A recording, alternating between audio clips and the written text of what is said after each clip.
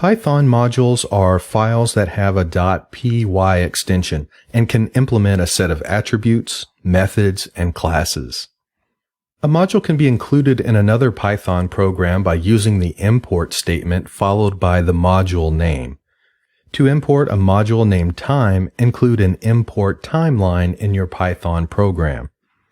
You can now access the methods within the time module by calling time.methodName or attributes, sometimes called variables, by calling time.attributeName.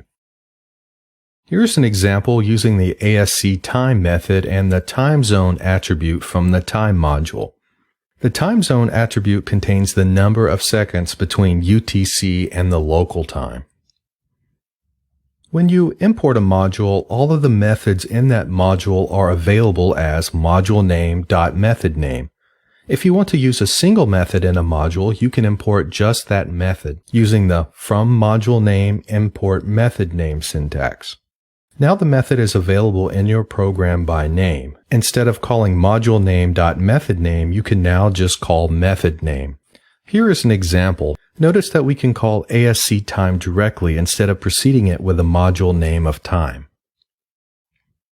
Note that you don't have to import just methods. You can do the same thing with module attributes and classes. If you want to import more than one item from a module, you can create a separate from module import method name line for each one. You can also provide a comma separated list like this: from method name, import method 1, comma method 2, etc. Let's import the ASCTime and sleep methods from the time module.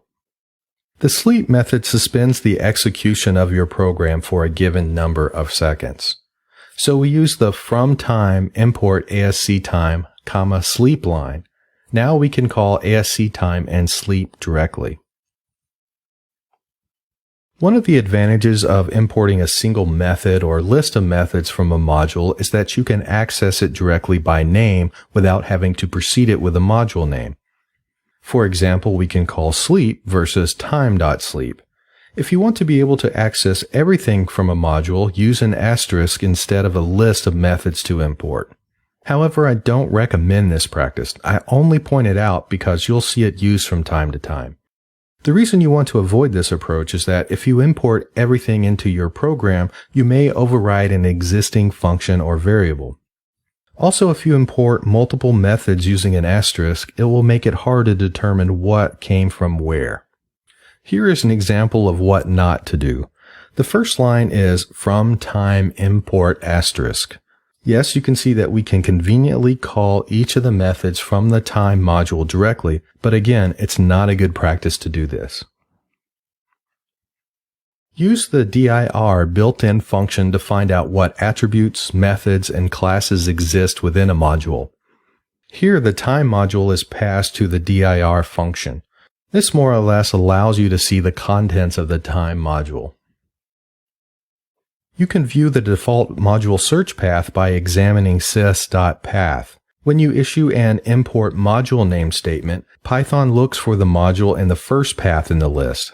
If it's not found, the next path is examined and so on until the module is either found or all of the module search paths have been exhausted. In addition to directories, the module search path may include zip files. Python will search within the zip file for a matching module as well.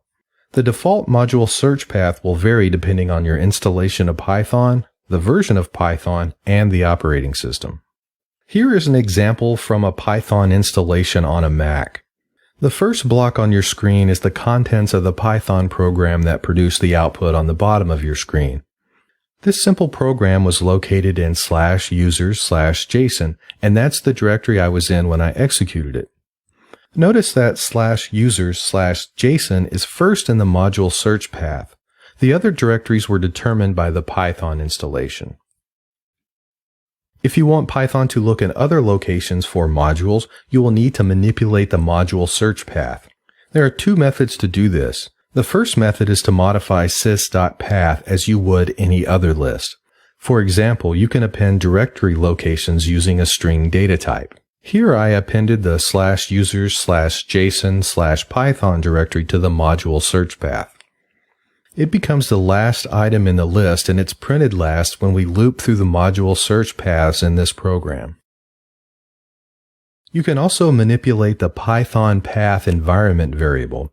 It acts very similar to the path environment variable. On Mac and Linux systems, PythonPath can be populated with a list of colon-separated directories. On Windows systems, the PythonPath environment variable requires the use of semicolons to separate the list of directories. The directories listed in PythonPath are inserted after the directory where the script resides and before the default module search path. In this example, /users/json is the directory where the show module path.python program resides. It contains the code we've been using to display the module search path in the last few examples. The user local Python modules path is included in PythonPath. The export command makes PythonPath available to programs started from the shell. You can see that the first item in the module search path is the present working directory of /users/json.